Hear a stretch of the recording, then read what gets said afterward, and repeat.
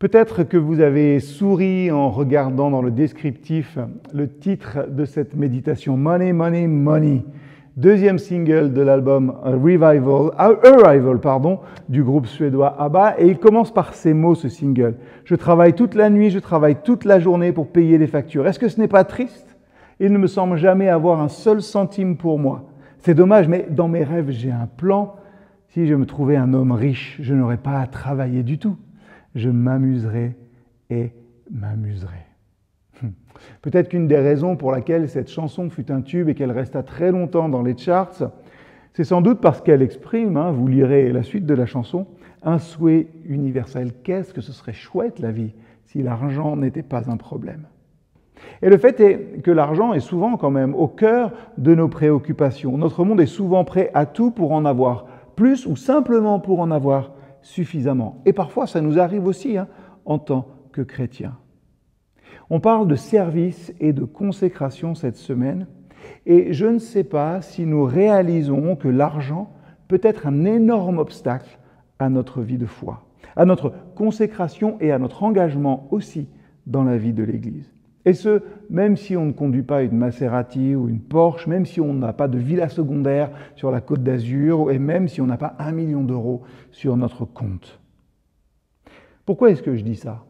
C'est parce que souvent, et à notre cœur défendant, le filtre qui s'applique à la plus grande partie de nos vies, ce n'est pas le Christ, mais l'argent.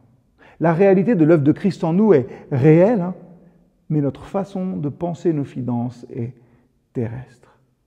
Il est plus facile pour un chameau de passer par le trou d'une aiguille que pour une personne riche d'entrer dans le royaume de Dieu.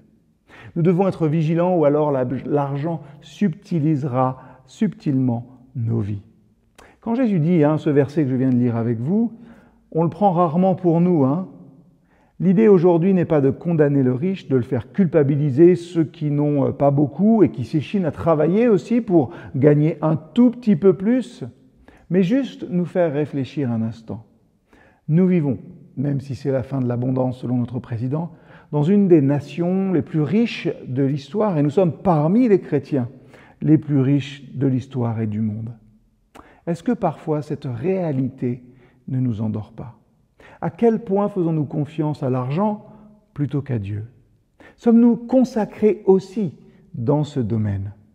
La réponse peut paraître simple et évidente, mais je vous invite à creuser un petit peu plus en vous aujourd'hui. Nous servons ceux que nous adorons. Le Dieu ou le Dieu que nous adorons dicte nos actions et nos réactions. Qui est ou qu'est-ce qui gouverne nos vies?